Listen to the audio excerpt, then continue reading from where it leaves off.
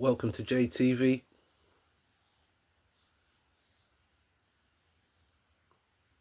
Once upon a time in Mauritania. Meaning place of the wind, is the capital and largest city of Mauritania. It is one of the largest cities in the Sahel. The city also serves as the administrative and economic center of Mauritania.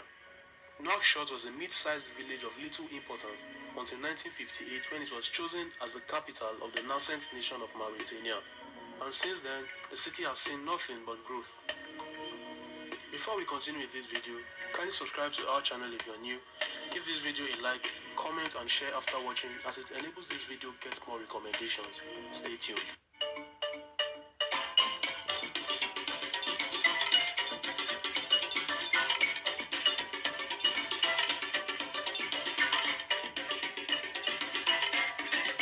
Nouakchott was a large fortified fishing village in pre-colonial times and under French rule. As Mauritania prepared for independence, it lacked a capital city. The area of present-day Nouakchott was chosen by Mokhtar Ould Daddah, the first president of Mauritania, and his advisors. The village was selected as the capital city for its central location. Ould Daddah desired a new capital to symbolize modernity and national unity, which ruled out existing cities or towns in the interior. At the time Nouakchott was chosen to be capital, it was planned to accommodate 15,000 people. However, beginning in the 1970s, a vast number of Mauritanians began moving to Nouakchott because environmental conditions in their home villages had become too harsh due to drought and increasing desertification. This migration rose the city's population to 20,000 in 1969. As of 2013, the city had a population of 958,399 people. Many of the newcomers settled in slum areas of the city that were poorly maintained and extremely overcrowded. However, more recently, the living conditions of some of these inhabitants have improved. The economy of Mauritania in general is still largely based on agriculture and livestock, even though most of the nomads and many subsistence farmers were forced into the cities by recurring droughts in the 1970s and 1980s. Mauritania has extensive deposits of iron ore, which account for almost 50% of total exports. The decline in world demand for this ore, however, has led to cutbacks in production. With current rise in metal prices, gold and copper mining companies are opening mines in the interior.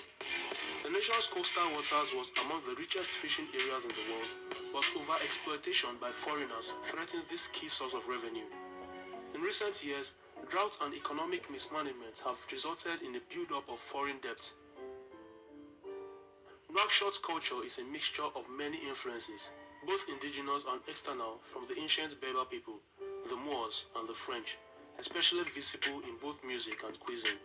Mauritanian music is a tradition carried down by the Moors, when musicians formed the lowest rung of society and performed for anyone who paid them. Today, the industry is more refined, but the use of more instruments, such as the four-stringed lute and the kettle drum, remain firmly intact. In a similar fashion, Nouakchott cuisine can be seen as an amalgamation of several influences. While many dishes and ingredients like dried meat, grilled goat, sheep, and couscous clearly highlight Berber and Moorish contributions, there are also modern interpretations like baked goods and French pastries. Attractions in Nouakchott include the National Museum of Mauritania, the National Library, and National Archives. The city hosts several markets including the Moroccan market and the beaches. One beach is devoted to fishing boats where fish can be bought fresh at the fish market. Nouakchott is the principal selling place of native Saharan meteorites. Among the places of worship, they are predominantly Muslim mosques. There are also Christian churches and temples like the Roman Catholic Diocese of Nouakchott, Protestant churches and evangelical churches. Nouakchott is a beautiful city and it is a good place to explore if you are seeking a getaway destination. Kindly subscribe to this channel if you are yet to.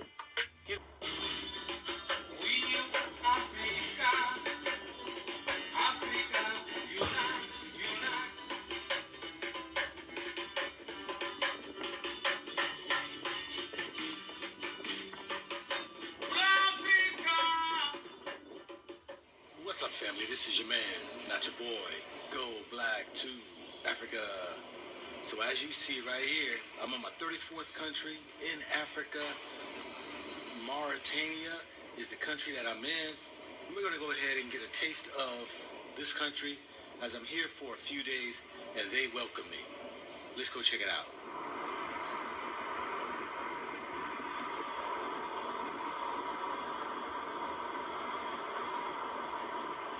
What's up, family? This is your man, not your boy, Go Black to Africa. So I am in Mauritania. Yes, and I want to go ahead and introduce some of the brothers out here, especially my new friend here, who is Shadi. Shadi. And he's going to kind of give us a little bit of information about his country, his city. What's the name of the city we're in? We are in Nouakchott right now. We are in the heart of Nouakchott. We are in Bembe, next to the biggest market called Market Texas. Okay. And you will see many people here, faces filled of smiles and happiness, and people going and coming, and whatever you need, Nouakchott is here. Welcome to Mauritania. Wow, okay. I'll tell you this right here. I mean, it's nice and hot today. I noticed that this area that we are in is called the what? This area here? Marché Capital. Okay. And so this is where they're selling a lot of things like any typical market. But I want to go ahead and maybe bring out some things that you don't know about Mauritania. Mauritania is just below Morocco. Now, we know about Moors. We know about Berbers. Yeah. We know about The Fulani. the Fulani. There's different groups. What other groups that are here? What other groups are there? What other groups are there here? We have Fulani people, the Halfular. We have the Moorish people speaking Hassania beyond, and we have the Sonike and the Wolof who are living in this country. Okay. And everybody gets along. Everybody has his different culture. Yeah. All the culture mixed together. This is what we call Mauritania. Mauritania. Diversity of cultures. Okay. Well, we're gonna go ahead and check out a little bit more of this market, and we're gonna get to some interesting topics as we get to acquire the place. So when we get to acquire the place, we can just share some things that you might not know about Mauritania. Not that. Many people are wearing here turbans.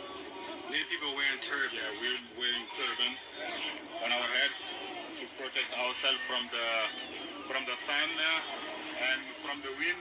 Yeah. So from the dirt, and it makes cool. That's cool to put Makes on it your cool. head. Yeah. So we see those with the turbans.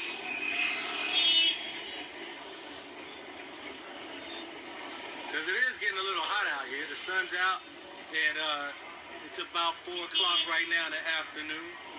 So we see that people really, they wear a lot of layers of clothing. They say it keeps you cooler. Now, I noticed here, brother, that like the outfit my man's got here, this right here, what is that called? This called Dara. Dara. Dara, yeah. That's different than what they wear in Morocco. It's a different outfit. Yeah, it's a little bit different. This one is bigger, it's wider. Yeah. And we have it in also our culture. We call it wutte or bubu in Wolof. So my man right here, what he's wearing is what I'm talking about. This is abaya. Abaya. And, it's different from Dara. Okay. Yes. Because this is the first I've seen that type of outfit in this area.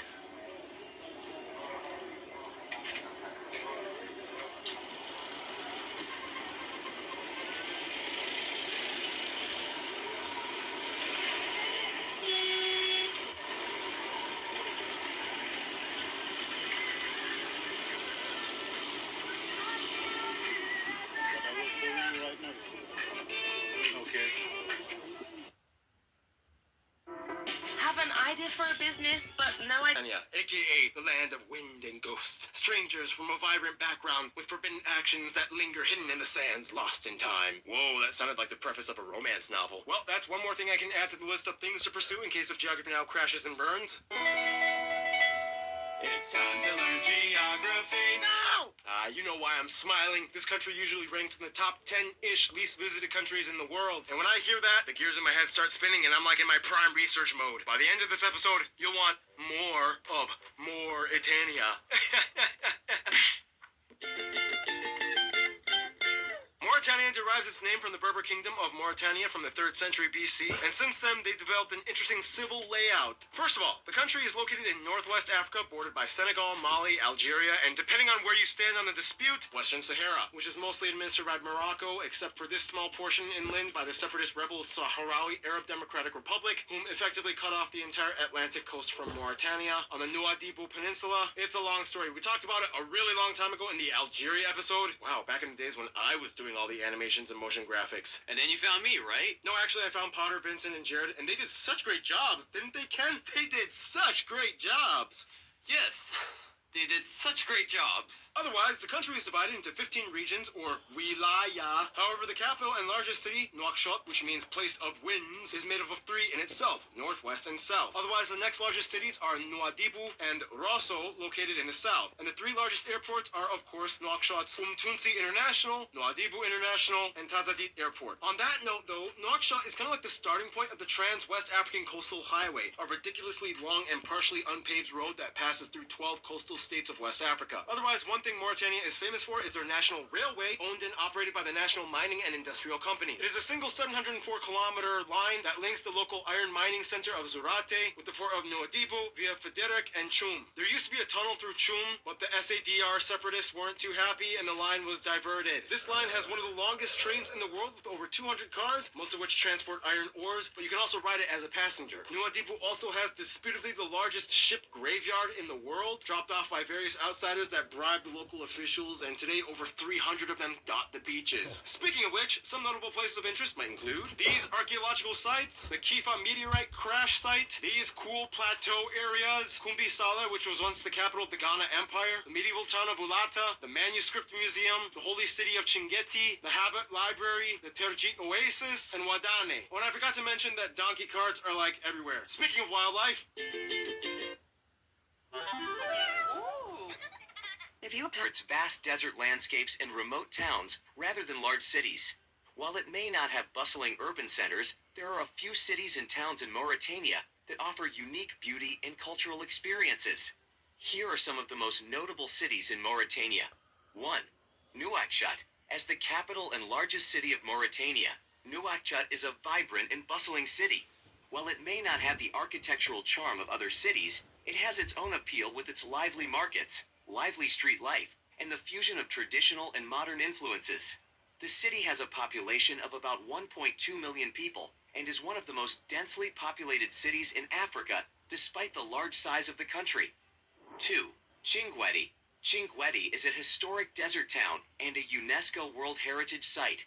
It is famous for its ancient libraries, well-preserved architecture, and its position as a former center of Islamic learning. The sand dunes surrounding the town add to its unique beauty. 3. Attar. Attar is a town in northern Mauritania and serves as a gateway to the Adra region. It offers stunning desert landscapes, including nearby sand dunes and rocky formations. The town itself has a traditional charm and provides a glimpse into Mauritanian culture. 4. Nouadhibou. Located on the Atlantic coast, Nouadhibou is a major fishing port and the second largest city in Mauritania. Its beauty lies in its coastal setting, with picturesque beaches and stunning sunsets. The ship graveyard, where abandoned ships lie along the coast, adds to its unique allure. 5. Awadane. Awadane is an ancient trading town and a UNESCO World Heritage Site. It features well-preserved ruins, including the iconic Awadane Mosque. The town's location amidst desert landscapes contributes to its exceptional beauty. 6. Tidjikja. Tidjikja is a remote desert town in central Mauritania. It offers a serene and tranquil atmosphere, surrounded by vast sand dunes and breathtaking desert scenery. The town's traditional architecture and Saharan culture make it an intriguing destination. 7. Kadi. Situated on the banks of the Senegal River, Kati is a picturesque town known for its scenic river views and greenery. It offers a peaceful escape from the desert landscapes and provides opportunities for boat rides and birdwatching. These cities and towns in Mauritania may have a different kind of beauty compared to traditional urban centers, but their unique landscapes, historic significance, and cultural heritage make them worth exploring for those seeking off-the-beaten-path experiences. Thanks for watching this video. Thank you for watching. JTV.